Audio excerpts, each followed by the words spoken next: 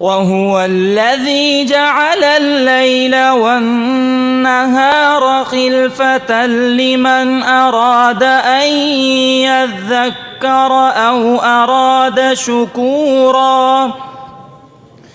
وعباد الرحمن الذين يمشون على الأرض هونا وإذا خاطبهم الجاهلون قالوا سلاما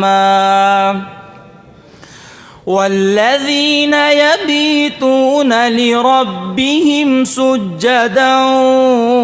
وقياما